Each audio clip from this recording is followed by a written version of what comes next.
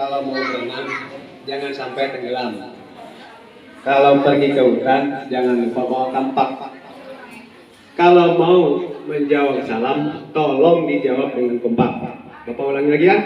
Assalamualaikum warahmatullahi wabarakatuh.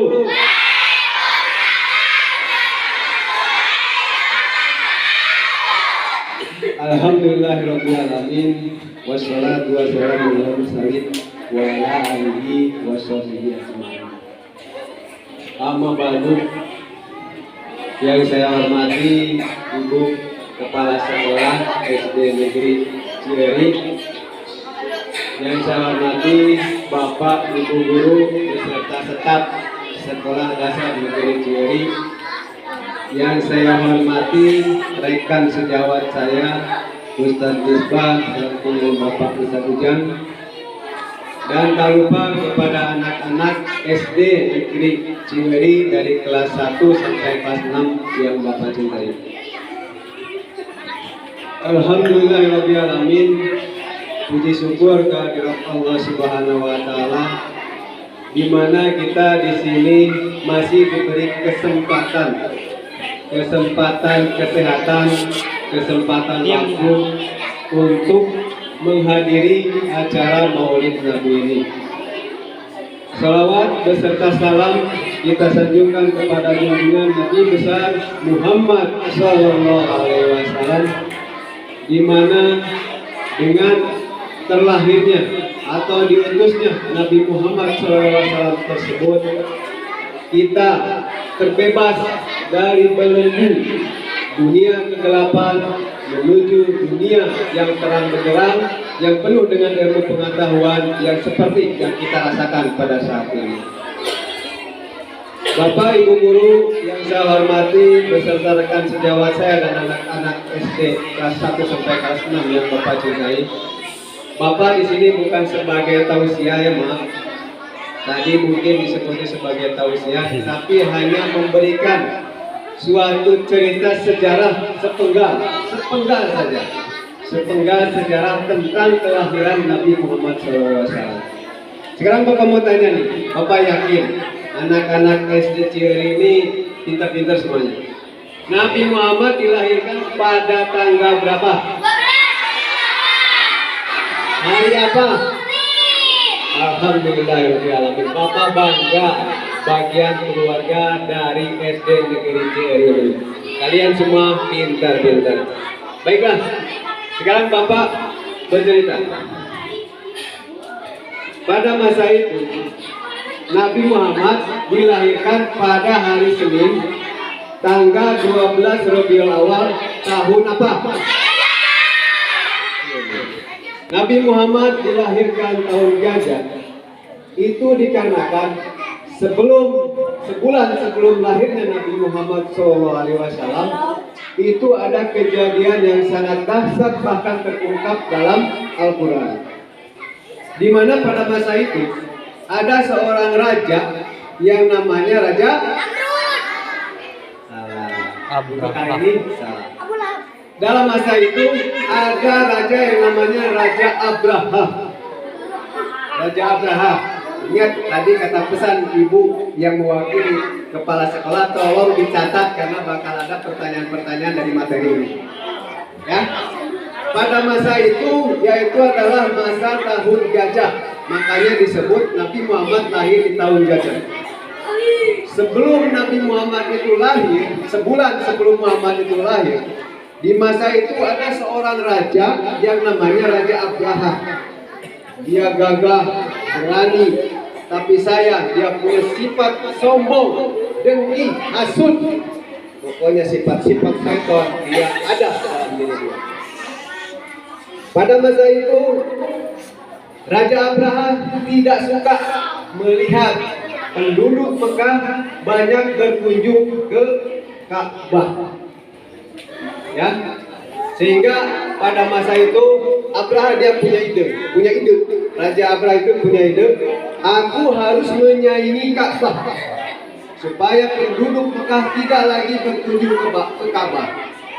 Sehingga dia menciptakan suatu bangunan yang megah, yang gagah, yang besar, dengan harapan penduduk masa itu beralih berkunjung kepada bangunan yang diciptakan oleh Raja Abraham.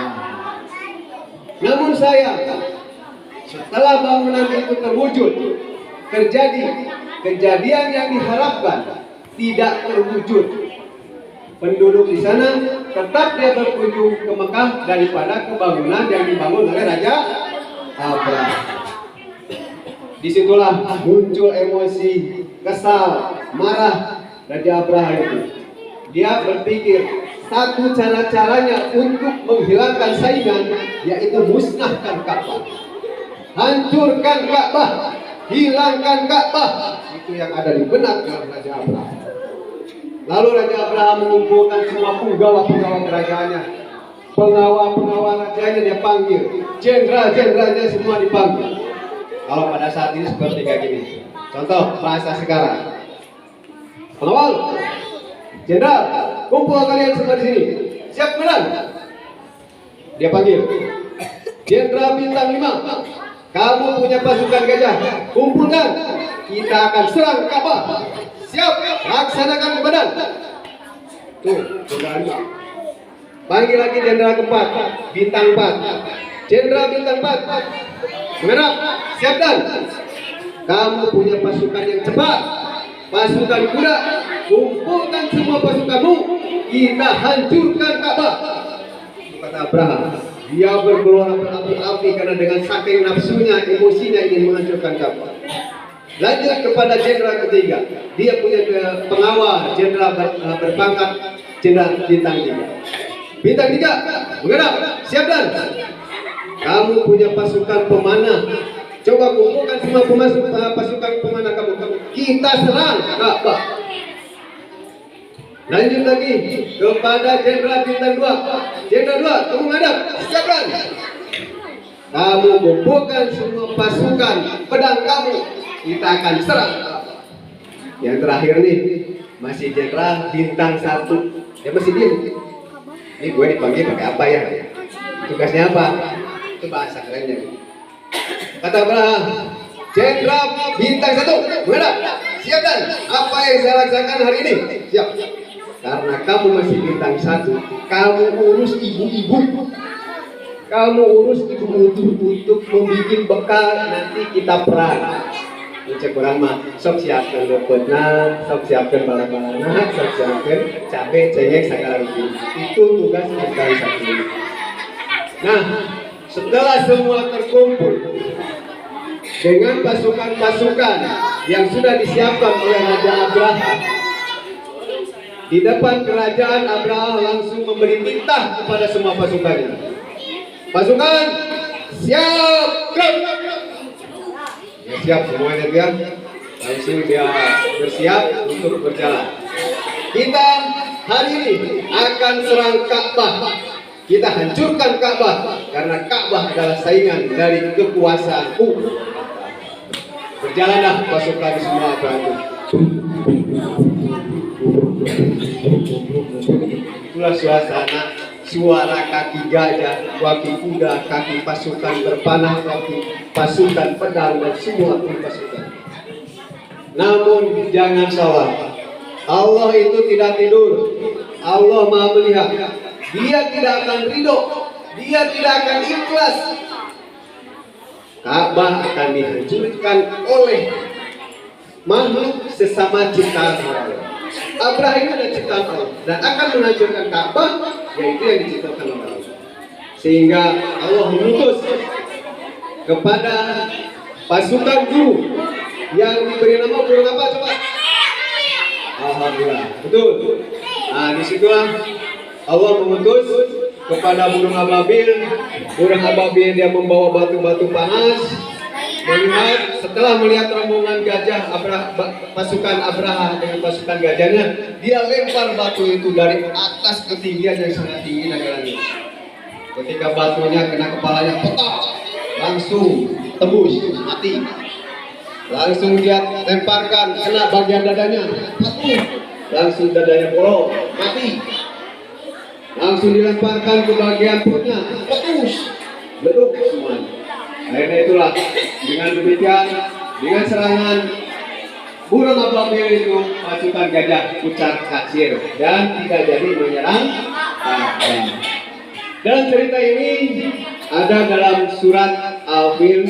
Saya mungkin bisa minta tolong kepada Siti Fatimah, tolong bacakan surat Al-Fil dan artinya tilawahnya nanti diartikan oleh Bindu. Silakan.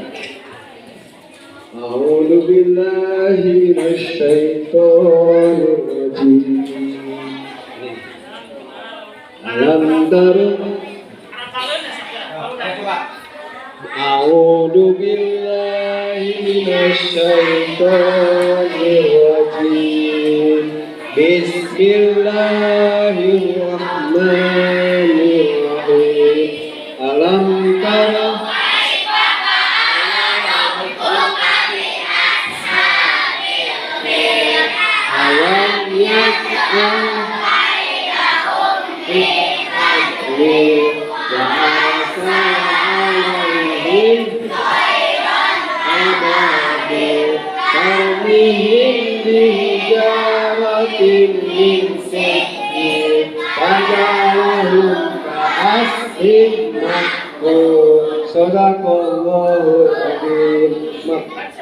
artinya, silakan dulu.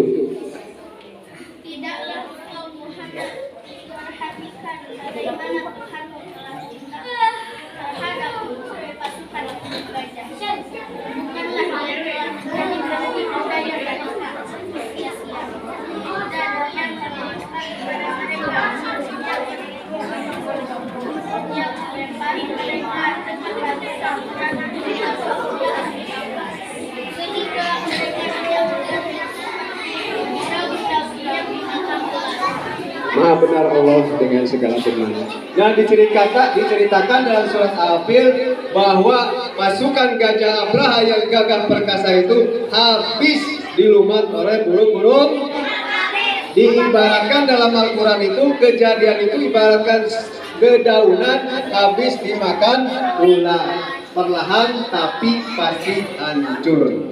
Nah, demikianlah murid-murid sekalian, itu hanya sepenggal kisah sejarah Nabi Muhammad yang saya sampaikan. Bila mana ada yang salah itu ucapan murni dari saya, bila ada yang benar itu adalah ucapan Allah yang melalui lisan saya.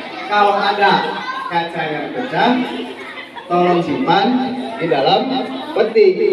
Kalau ada kata-kata yang salah, tolong jangan dimasukkan ke dalam hati. Wabillahi taufiq wal hidayah. Wassalamualaikum warahmatullahi wabarakatuh.